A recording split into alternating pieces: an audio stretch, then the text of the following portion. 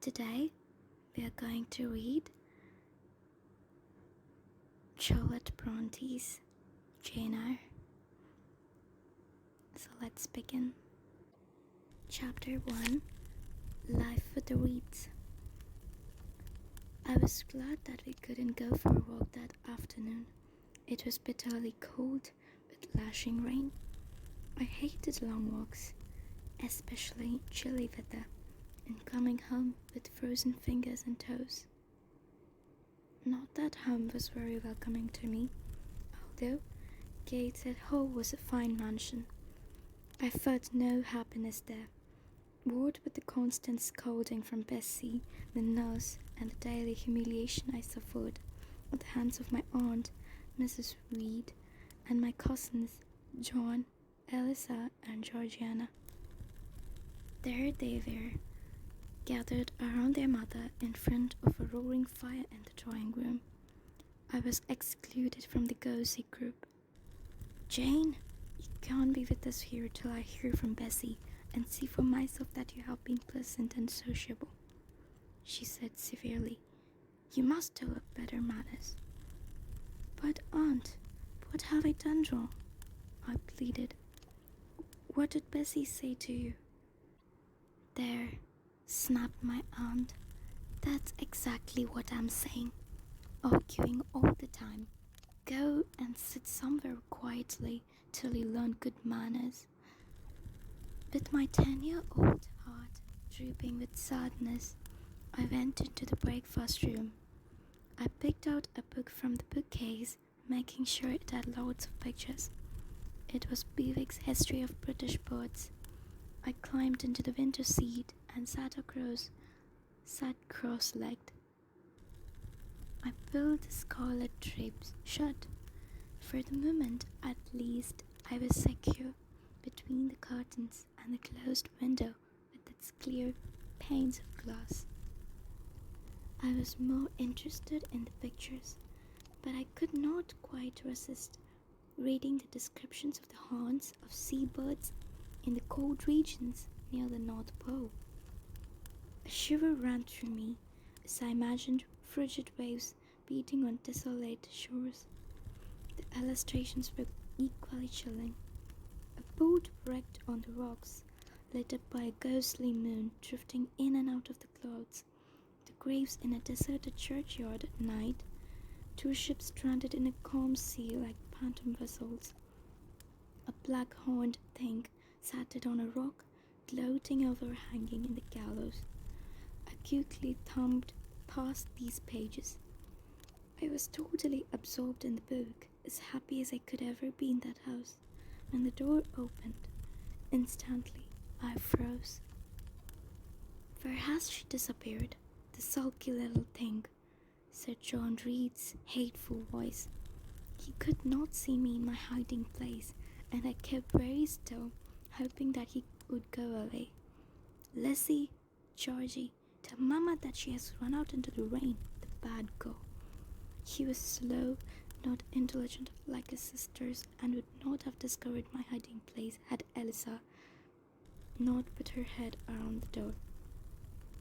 "She's in the window seat, John," she said spitefully. "I came out once because I was afraid of being dragged out roughly by her brother." "What is it?" I asked, staying close to the wall. "That is rude," he replied.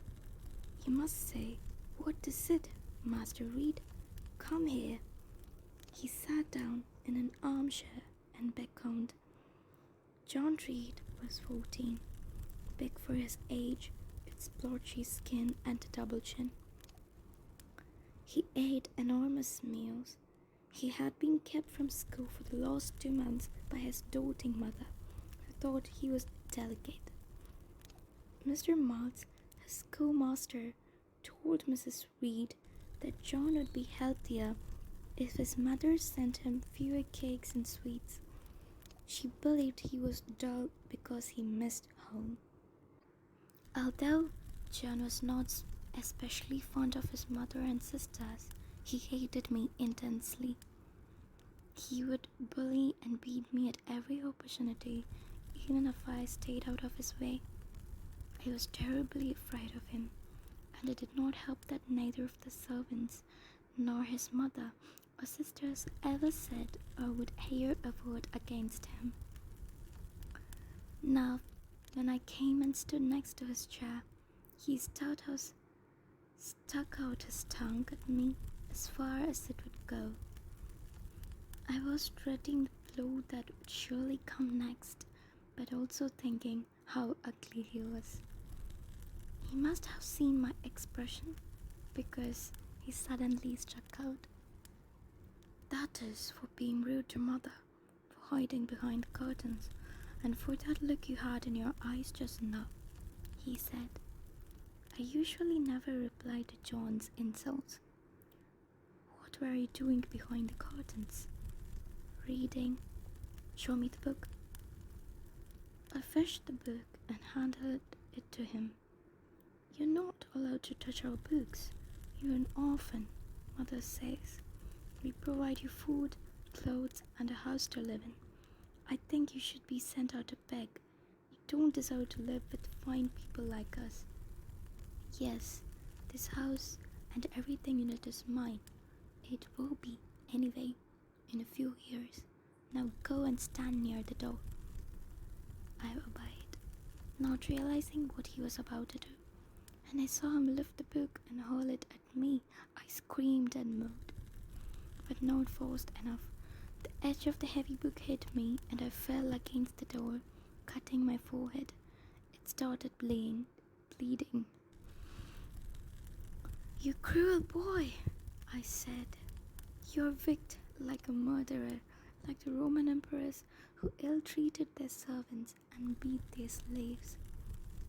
"What?" John shouted. "What did you say? Wait till I tell mother." He ran at me and got hold of my hair and my shoulder. I felt a few drops of warm blood on my neck. It was then that I lost my cool. I struggled in his hold, hitting out and kicking wildly. "You rat!" he yelled, raining close down on me. The commotion brought the nurse Bessie and the maid Abbott running, followed by Mrs. Reed, whom the girls had called. They forced us apart. My, what a little cat to set upon Master John," said Abbott. "Did anyone see such anger?" added Bessie. I heard Mrs. Reed's cold voice. "Lock her up in the red room," she said. I felt 4 hands lift me, and Bessie and Abbott carried me away up the stairs. As they thrust me into the red room, I got hold of Mrs. Reed's arm. "Please, Aunt, let me be in the nursery," I cried. I promised to be good. But she swept back down the stairs as she hadn't heard. Now I looked around fearfully. Not for nothing was it called the red room. Everything in it was that color, from the carpet to the heavy curtains and the upholstery. The very walls had a tinge of pink. The furniture was made of red-brown mahogany.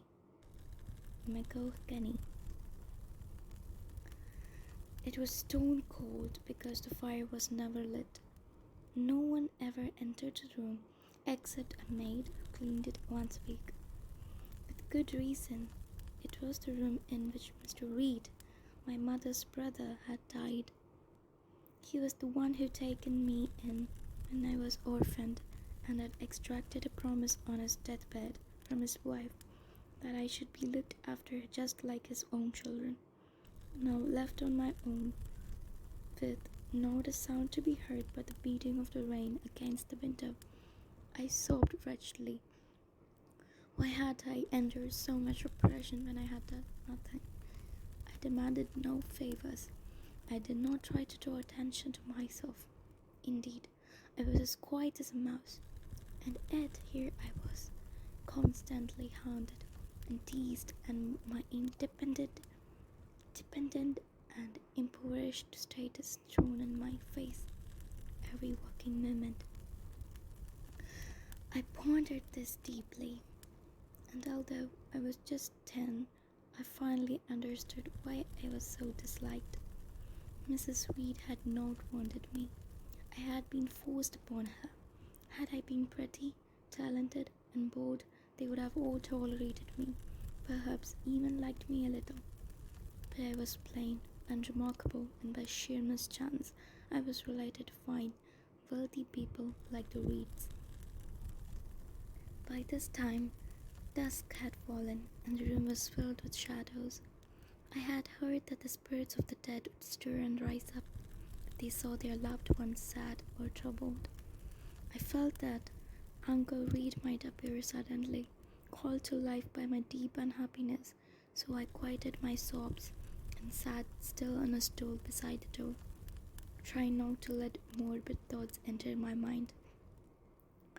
I must have dozed off because I suddenly woke up with a start.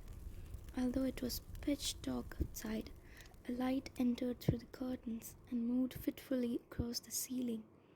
The dim corners of the room assumed a color of menace that had not been there before. My heart started to beat faster, and I felt my head swim. I ran to the door and hammered on it. "Let me out! Let me out!" I shouted. "I cannot stay here any longer. Please, Aunt, Bessie, help me." I heard footsteps and the door was flung open. "What is it, Miss Jane?" said Bessie, taking my hand.